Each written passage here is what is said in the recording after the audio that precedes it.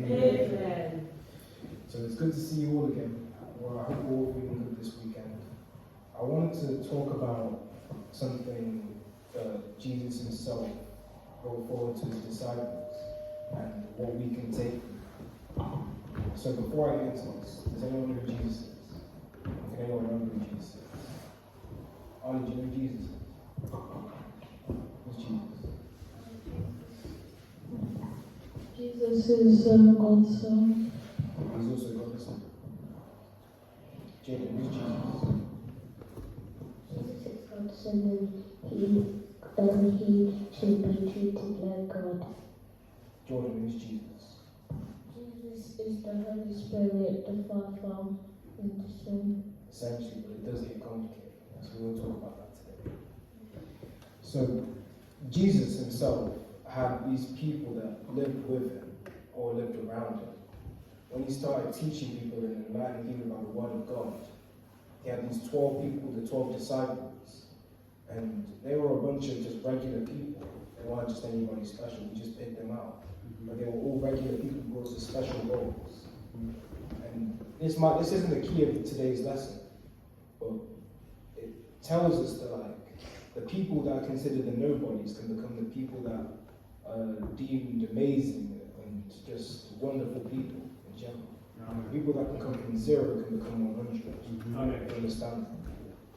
And Jesus kind of educated these people, these 12 disciples, in stories, and they're called parables. And each of these parables had kind of examples and morals that the disciples were supposed to learn and take to become better people and have more understanding about the world and how the world works. Does anyone know what a parable is? Yeah. To tell that the moment is that just show you what to do and not to do. Yes, just what I said, that's perfect. So a parable is a story told by Jesus with an example and a meaning to guide other people in life. You understand that? And today I want to look at a specific parable. It has quite a deep message to it. We should apply it to our own life as we go throughout. I want you to hold on to this message throughout the week, even though it's just a short story, it carries a lot of it.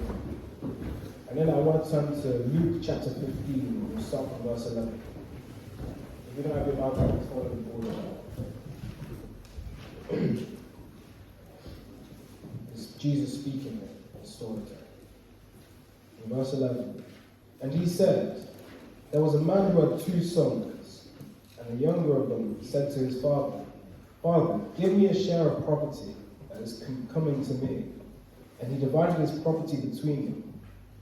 Not many days later, the younger son gathered all he had, and took a journey into a far country. And there he squandered his property into reckless living.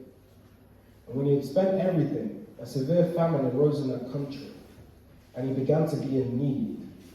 So he went and hired himself out to one of the citizens of that country, who sent him into the fields to feed pigs. And he was longing to be fed with the pods that the pigs ate, and no one gave him anything. But when he came to himself, he said, how many of my father's hired servants have had more than enough bread, but I perish here of hunger? I will arise and go to my father, and I will say to him, Father, I have sinned against heaven and before you. I am no longer worthy to be called your son. Treat me as one of your hired servants. And he arose and came to his father while he was still a long way off.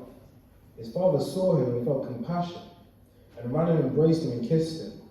And the son said to him, Father, I have sinned against heaven and before you. I am no longer worthy to be called your son. But the father said to his servants, bring quickly the best robe and put it on him, and put a ring on his hand and shoes on his feet, and bring a fattened calf and kill it, and let us eat and celebrate. For this is my son, and he was dead, but he now is alive again. He was lost and is found. And they began to celebrate. Now his oldest son was in the field, the son's oldest brother. And he came and drew near to the house. He heard music and dancing. And he called to one of the servants and asked what these things meant. And he said to him, your brother has come, and your father has killed the fattened calf, because he's received him back safe and sound. But he was angry and refused to go in. His father came out and entreated him. But he answered his father, Look at these many years I've served you, and I've never disobeyed your command. Yet you never gave me a young goat that I might celebrate with my friends. But when this son of yours came, who has devoured your property with prostitutes, you killed the fattened calf for him. And he said to him, Son, you are always with me, and all that is mine is yours. It was fitting to celebrate and be glad. For this your brother was dead, and is alive. He was lost, and is found. Amen. Yeah. It's the Prodigal Son. It's a popular story, parable. I'll explain it just in a more simple terms so you can understand this. So it starts in, obviously, a really nice land, no family, and there's a man, a rich man with 2 sons. And in those times, they had this thing called a birthright. And the children of the family would be have a family's life savings in a sense. The father or the mother of the family would save up money to give to the children when they're older and they leave their house. And the father had 2 sons.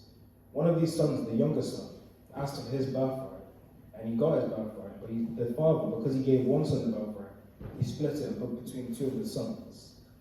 And then the son decided that he didn't want to live in his father's house anymore. He wanted to enjoy his life. So he took everything he had, including his birthright, and traveled to a very far country away. And he got caught up with all the lifestyle and the sin of that country, because there was no one to correct him. He was just by himself. All he had was himself and his enjoyment of life. So he fell into all the pleasures of life. And eventually, before he knew it, he used up all his money from enjoying himself.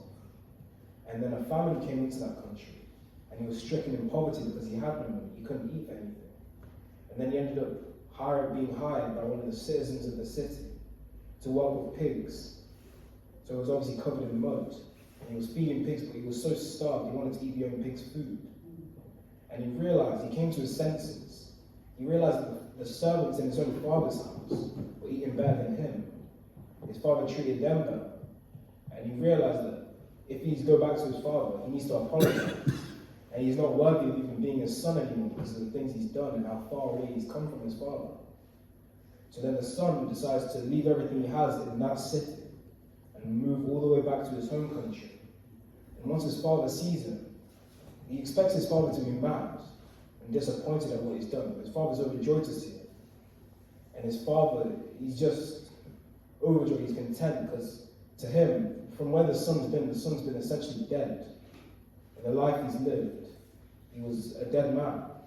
But now that he's back to him, he's willing to come back to his father and live the life that he once had. And that's what made the father so happy. He celebrated for it. And in those times, they had calves, and obviously they were on farms. And they killed the fattened calf, which was the most healthy calf out of all of them. So it produced the best meat and everything. And it was used for celebration. And they celebrated the son returned. They gave him a robe, they gave him a ring. They treated him like he was back as a king or something. And he was respected. And the other brother that was working and stayed with the father that didn't leave the country, he remained. And obviously he worked really hard in the farms and the father and lived there. And he heard all the partying and the celebrating. And he was confused with what was happening. And he asked the servant what was going on. And the servant told him that they were celebrating the return of his younger brother. And he was confused and mad at the father. Because he was wondering, I've worked hard for so many years, why isn't this happening to me? But then the father told him that because he's been by his side all the time, he's always been blessed by what he's had. He hasn't had to go through anything. And what he's had is good. He doesn't need to celebrate for it. Because every day he's almost celebrating himself by being where he should be. He's living a good life in peace. He wasn't like his brother who drowned in sin. He was on the good side. And the father told him to celebrate with him. Because he wasn't dead, his brother was dead. And now his brother's back to the life that he should have been in. And that's why I'm celebrating, isn't it? You get it? So the moral of this story is, how we need to apply this to our lives. Picture the Father as God himself, if you understand. And the Son is us. In our lives, we might have bad friends, bad lifestyles. We can go as far as we want from God. And we don't know how far we can go sometimes until we've gone to the lowest of the low. We might realize, I can't even become like a Christian anymore. I've done so many bad things with my life. I've messed up. God won't accept me anymore. But if you decide, even in those states of your life, even if you're in the worst pit of your life, if you decide to turn back to God, He's the Father. Like the Father in the story, He'd be happy to accept you with open arms. He'd for a celebration. Because to Him, you were dead. You were dead in sin. But now that you've turned back to Him, you're alive again. And that's worth celebrating, isn't it? That's why the Father was so happy. And we need to apply it to our lives. God will be happy when we return back to Him. That's why He celebrates when we enter in heaven with Him. Where our place is settled in heaven when we turn back to Him. You understand? Jordan, what do you understand? I understand that even though you didn't make bad decisions, and you should always ask for forgiveness, and don't be like jealous, because you don't know what other people's gone through to go to that point.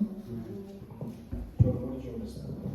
I understand that you should always be wise and think through before you do something, because you could go really far. You could go something bad could happen, and if you think that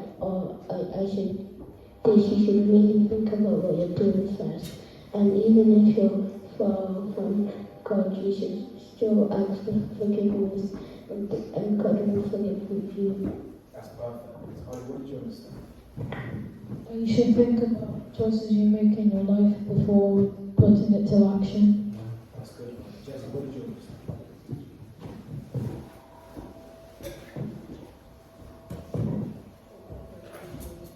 How would the Father see His Son when the Son returns to His life?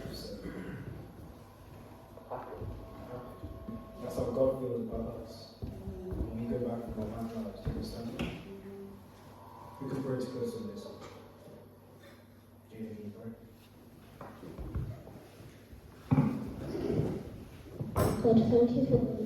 God, thank you for all you do. Thank you for letting all of us learn about God today. And thank you for letting us have all these weeks of learning all about you. Thank you for giving all the people who teaching to strength all these weeks. Thank you for letting us, all of us go to learn about you safely. Amen. Amen. to